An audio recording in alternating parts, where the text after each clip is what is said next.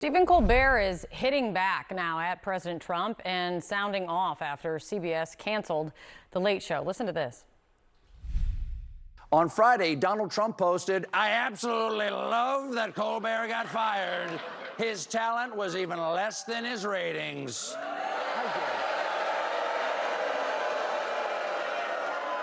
How dare you, sir? Would an untalented man be able to compose the following satirical witticism? Go yourself. Colbert also questioned the reasoning offered up by his network for canceling his show, CBS, saying the cancellation was a purely financial decision when his show was #1 in the ratings, also sounding off basically all of late night, from Fallon to Kimmel to Jon Stewart. We'll get to more of that. Joining us right now is CNN media analyst and media correspondent for Axios, of course, Sara Fischer. Thanks for being here, Sarah. CBS is definitely facing backlash. There were protesters outside the Ed Sullivan Theater yesterday for this decision, and for a lot of people saying they don't believe the decision or the reasoning behind it. But then you have all of late night basically showing up in the audience to show their support for Stephen Colbert.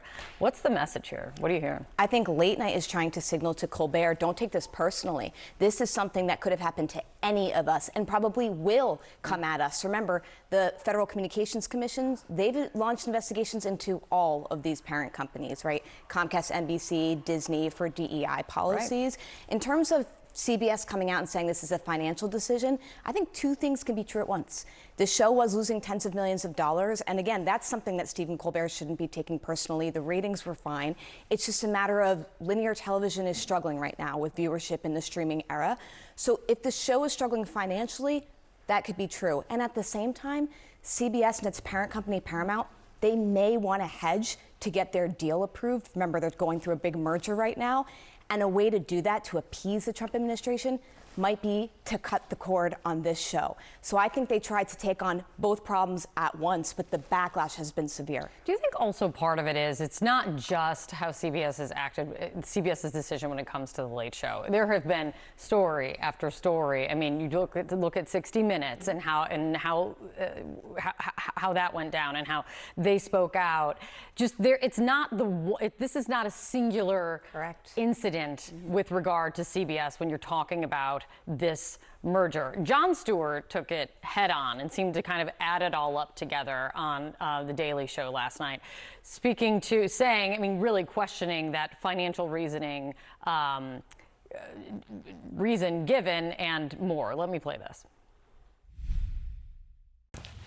And if you believe, as corporations or as networks, you can make yourselves so innocuous that you can serve a gruel so flavorless that you will never again be on the boy king's radar, A, why will anyone watch you? And you are wrong. You want to know how impossible? Is it true? This gets a little bit to what you're just saying. I mean, this is not, the FCC is looking at all of them. Yep, so just a quick thing, death by 1,000 cuts for sure. Yeah. I think that this response is to the entire thing that CBS has done to get this deal approved. People are frustrated by it, but it comes down to a fundamental business question, which is if CBS didn't push, and its parent company Paramount didn't push to get this deal through, Kate, would they have gotten any other deal approved in the Trump administration? Probably not. And if you look at dealing in the reality with what they're dealing with. Correct. Right? The regulators would have blocked any deal. And so I think what they're thinking is in 4 years from now, what would the value of this company be? Be a lot less. You might have to make even more severe cuts to the news division. So I think the calculus in their head is do what you have to do to survive right now, even if it means taking some long-term reputational hits. That's the calculus I think everyone's made here. Are they going to be right? We will see in the ratings. Yeah, we will see in the ratings, but last night there was one resounding message, that is for sure, coming from late night and far beyond. Thanks for being here, Sarah. Thank you, Great Kate. to see you. Well, Stephen Colbert may be on the way out, but perhaps not surprisingly, he's not going quietly. Over the weekend, it sunk in that they're killing off our show. But they made one mistake. They left me alive. Well, he may not be wrong. CBS feeling the backlash after announcing, of course, that The Late Show will be canceled in May. Colbert stays, Trump must go. Colbert Protesters gathering there. That's outside the Ed Sullivan Theater in New York, where, of course, the show is broadcast from. They're to rally against the decision by CBS. Other notable late-night hosts echoing the outcry. If you believe, as corporations or as networks, you can make yourselves so innocuous that you can serve a gruel so flavorless that you will never again be on the boy king's radar, A, why will anyone watch you? And you are wrong. Well, President Trump also setting his sights on the Wall Street Journal. The White House now removing the Journal from the press pool for the president's upcoming trip to Scotland. The administration says it was done in response to, quote, fake and defamatory reporting about Trump's birthday card to Jeffrey Epstein. Joining me now, CNN chief media analyst Brian Stelter. Brian, good to see you. So there was all this weight and this wonder in terms of what Stephen Colbert would in fact say last night, his first show since that announcement that The Late Show will be canceled in May of 26. Were you surprised at all by what you heard? I think the loudest statement he made was by bringing in so many of his friends and fellow comedians, and in some cases, late night rivals, you know, having Jimmy Fallon there in the audience, having Seth Meyers of NBC, having John Oliver of HBO. They were all in the audience, all cheering and laughing along to a Coldplay song, of course, one of the spoofs of that Coldplay viral video moment from the concert last week. But having all of them in the room, by the way, Jimmy Kimmel would have been there too, but he just happens to be on vacation.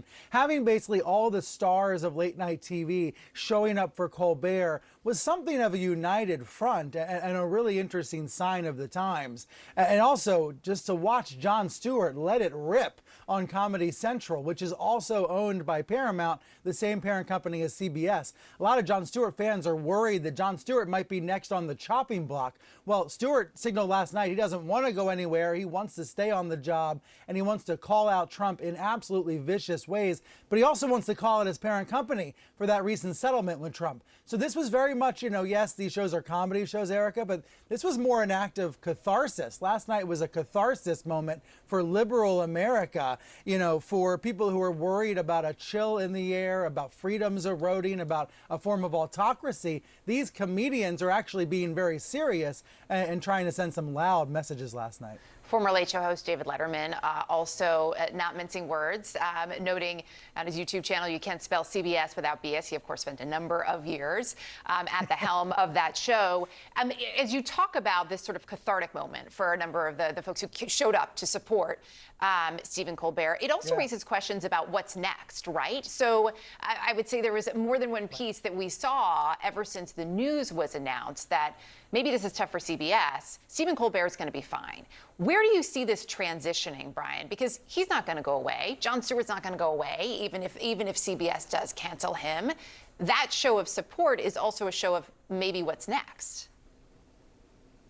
Yes, that's absolutely right. The dynamic right now in Trump 2.0 era is fight or fold. Do you fight or fold? We see Harvard and law firms and lots of other institutions having these debates internally. When some companies like Paramount are perceived to have folded, you see others rally around and pop up and fight. And maybe they do it in new places, in new ways. You know, some of these comedians, maybe you get canceled, then you launch somewhere else. You know, so Jon Stewart, I think, had the most important thing to say about this overnight. He said, the answer in this fear and pre-compliance that is gripping America's institutions, the answer is not to give in. I'm not giving in. I'm not going anywhere.